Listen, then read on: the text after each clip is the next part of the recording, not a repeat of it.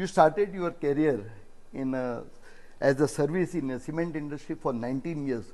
19 साल काम करने के बाद में suddenly you decided to do your own business.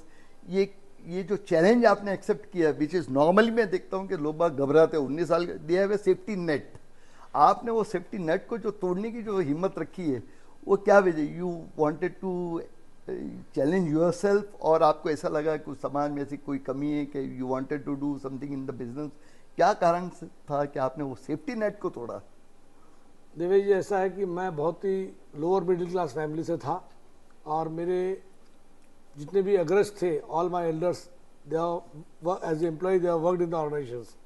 तो किसी का बिजनेस नहीं था, और मेरा बचपन से एम्बिशन था कि I should have my own business, जहाँ पर मैं लोगों को काम पे रख सकूँ, और मेरी आने वाली नेक्स्ट जनरेशन कम से कम एम्प्लॉय न बने, बल्कि वो एम्प्लॉयर बनकर के लोगों को काम दे.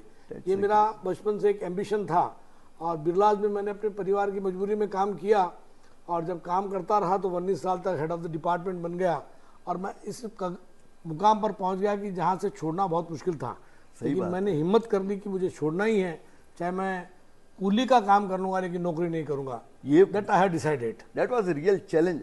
मैं देखता हूँ लोग बाग थोड़े से वो उतना सेफ्टी नेट आने के बाद में इतनी हिम्मत करते नहीं है करके. In this my wife encourage me like anything, and उसकी वजह से मैं छोड़ पाया. और भगवान की ऐसी कृपा हुई कि जब 2000 में मैंने बिजनेस स्टार्ट किया, तो उसके बाद पीछे मुड़कर देखने का काम नहीं पड़ा. तो ये मेरी नेक्स्ट जनरेशन के लिए एक सुविधा हो गई. All my next generation now is there in the business. And apart from next generation साहब, कई लोगों को आपकी वजह से नौकरी मिल रही है, वो भी तो बड़ी बात है साहब. ये बहुत बड़ी थी कि भाई एम्प्लॉय नहीं, हमको एम्प्लॉयर बनना है और कई लोगों को काम देना है. सही बात है. ये बहुत मन में भावना थी.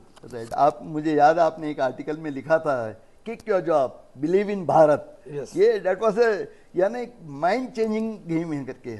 आज ऐसा उत्साह हकीकत में देखता हूँ कि it is not so easy कि 19 साल जॉब करने के बाद में कोई, but really hats off to you, मानना पड़ेगा साहब. ईश्वर की मर्जी है सर.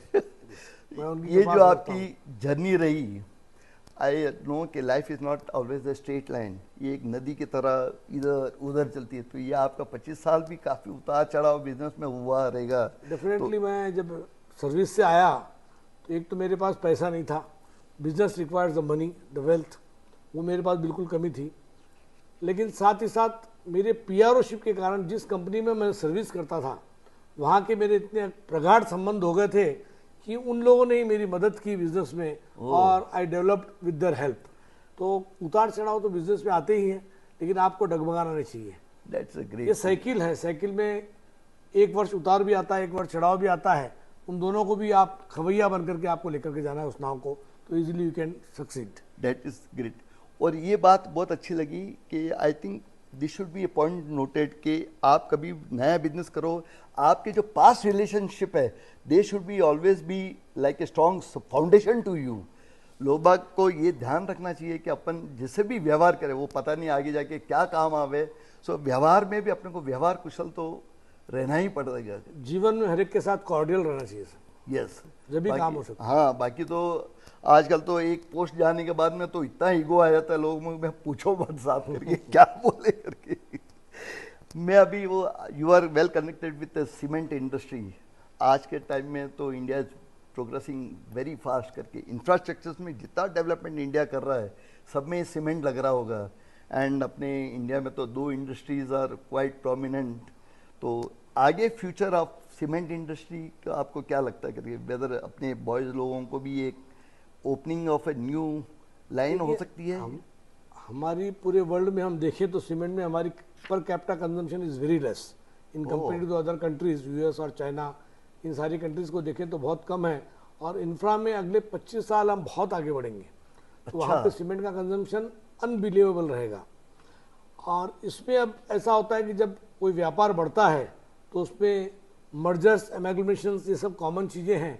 और यहाँ पे 2 बड़ी कंपनीज हैं जो आप इशारा कर रहे हैं, अल्ट्राटेक और अम्बानीज, बिरलाज एंड अडानीज. इन दोनों के बीच में एक अच्छा कंपटीशन, हेल्थी कंपटीशन चल रहा है कि एक कंपनी तुम लो, एक कंपनी मैं लेता हूँ. तो ये मर्जर्स होंगे तो डेफिनेटली थोड़ा बहुत तो फर्क पड़ेगा ही सीमेंट इंडस्ट्री में. अभी हम सीमेंट इंडस्ट्री में काफ़ी उतार पर हैं. कई कंपनियां परेशान हैं कि उनको लॉसेस हो रहे हैं because of this mergers and all.